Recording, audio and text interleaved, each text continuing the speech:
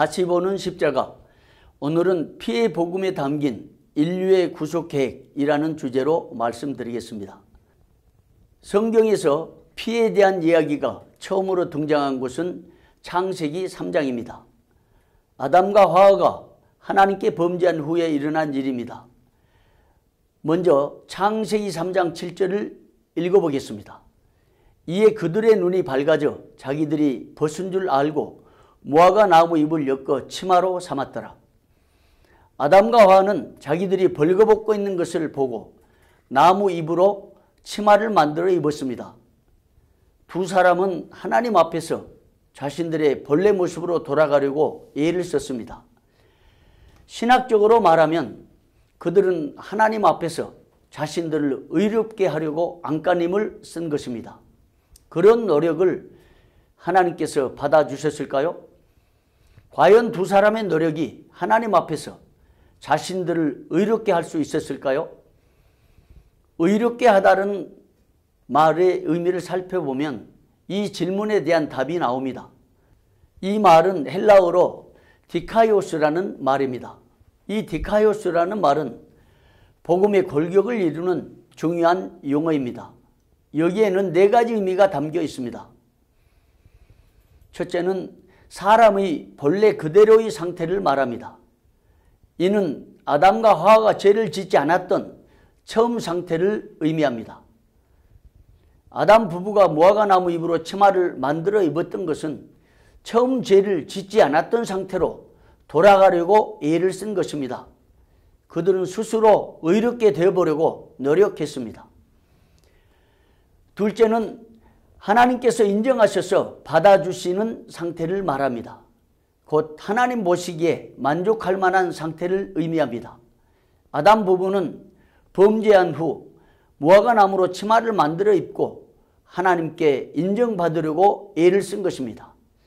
셋째는 죄 지은 사람에게 죄가 없다고 선언해 주는 판결을 의미합니다. 원래 의롭다함을 받는다는 말은 법적인 용어입니다. 곧 죄를 범한 사람에게 죄가 없다고 선언해 주는 말입니다. 따라서 하나님 앞에서 의롭다함을 받으려면 하나님께서 죄가 없다고 선언해 주셔야 가능합니다. 넷째는 죄 없다고 선언해서 하나님 앞에 놓아진 상태를 의미합니다. 아담이 죄를 범하지 않았던 것처럼 하나님 앞에 다시 설 수 있을까요? 그건 불가능합니다. 하나님 앞에 불순종하고 말씀을 거역한 죄 때문에 이미 하나님의 진노가 임했기 때문입니다. 그러기에 하나님의 선언이 선행되어야 아담이 하나님 앞에 설 수 있었습니다. 이처럼 의롭게 하다는 의미에 비춰볼 때에 아담이 하나님께 의롭다함을 받을 수 있는 길은 아무것도 없었습니다. 그는 하나님께 인정받을 수 없었고 하나님 앞에 설 수도 없었습니다. 그것이 바로 죄를 범한 인간의 실상입니다. 바울은 로마서 3장 9절에서 12절에 부패한 인간의 실상을 다음과 같이 말합니다. 그러나 어떠하냐? 우리는 나으냐? 결코 아니라 유대인이나 헬라인이나 다 죄 아래 있다고 우리가 선언하였느니라. 기록된 바 의인은 없나니 하나도 없으며 깨닫는 자도 없고 하나님을 찾는 자도 없고 다 치우쳐 함께 무익하게 되고 선을 행하는 자는 없나니 하나도 없도다. 그리고 나서 바울은 로마서 3장 23절에서 범죄한 인간의 실상을 이렇게 선언합니다. 모든 사람이 죄를 범하였음에 하나님의 영광에 이르지 못하더니. 그런데 부패한 실상으로 전락해버린 아담이 무화과 나무 잎으로 치마를 만들어 입고 죄를 감춘 채 하나님 앞에 섰습니다. 하나님께 의롭다함을 받으려고 하나님 앞으로 나온 것입니다. 그러나 아담은 자신이 만든 무화과 나무 잎으로 죄를 가릴 수 없었습니다. 그래서 하나님께서 두 사람의 부끄러운 것을 가리도록 직접 가죽옷을 만들어 입혀 주셨습니다.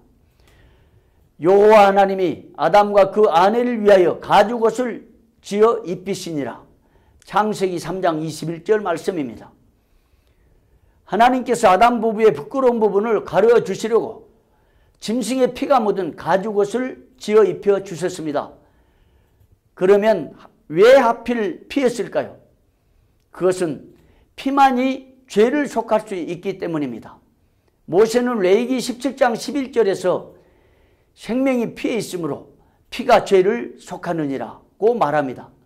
히브리서 기자 역시 9장 22절에서 피 흘림이 없은즉 사함도 없느니라고 말합니다. 그렇습니다. 죄를 속하는 길은 피뿐입니다. 그렇기 때문에 죄를 덮으려는 아담의 노력은 수포로 돌아간 것입니다. 하나님 앞에서 의롭다함을 받으려는 시도도 허사였습니다. 그래서 하나님께서 직접 가죽옷을 입혀주셔서 아담의 수치와 부끄러움을 덮어주셨습니다.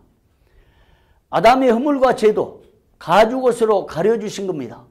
아담이 그 피 묻은 가죽옷을 입고 나올 때 하나님께서는 만족해 하셨습니다. 그렇게 해서 아담이 의롭다함을 받은 겁니다. 이것이 성경에서 언급된 최초의 피 이야기입니다.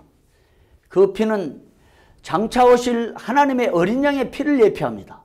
그 피의 복음으로 장차 인류를 구원하시려는 하나님의 장엄한 구속의 계획이 창세기 3장 15절에 담겨 있습니다.